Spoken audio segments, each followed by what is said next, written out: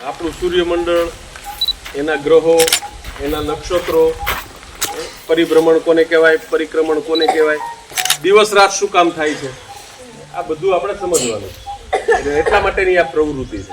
પણ બહુ સહેલો વિષય છે. જ્યારે આપણે પ્રેક્ટિકલ રીતે આપણે એને સમજીએ ત્યારે આ પ્રેક્ટિકલ સમજાવવા માટે તમને બધાને ગ્રહો નક્ષત્રો બનાવ્યા છે અને તમારે તમારા પાત્ર મુજબ કોને પરિભ્રમણ કહેવાય, કોને પરિક્રમણ કહેવાય, દિવસ રાત શું કામ થાય છે, ક્યારે થાય છે, સૂર્યગ્રહણ શું કામ થાય, ચંદ્રગ્રહણ શું કામ થાય, આ બધું જ આપણે સમજવા માટે એક પ્રેક્ટિકલ ગેમ છે. તમે તુલા રાશિ, મકર રાશિ, ધનુ રાશિ, કુંભ રાશિ, આ બધાના પોતાના એક આકારો છે, નિશાનો છે. એ તમારે જોવું હોય ત્યારે તમે ગ્રહને કેવી રીતે ઓળખો તો એ તારાના સમૂહને તમે એ રાશિ તરીકે ઓળખો, તમે ચોક્કસ રીતે દેખાય. મારે બીજાનું સાંભળવું. ચાલો, બુધ કોણ છે, કોના હાથમાં બુધ છે એ આગળ આવશે. બુધ લે ઓ સૂર્યથી સૌથી નજીકનો દોસ્તાર બેનપણી લાગે છે. સૂર્યથી ચાલો, પૃથ્વી પછીનો ગ્રહ કોણ? પૃથ્વીને એક ઉપગ્રહ છે, એનું નામ શું? ચાલો, ચંદ્ર.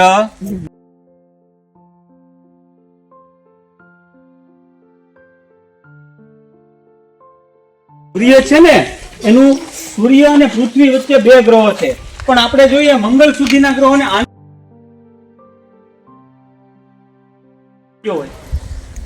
આપણને 8:15 પછી ખબર પડે છે સૂર્ય. જો આમાં કઈ કઈ પ્રક્રિયાઓ થાય છે, હવે કોણ કે છે? કઈ કઈ પ્રક્રિયાઓ થાય છે? પરિભ્રમણ અને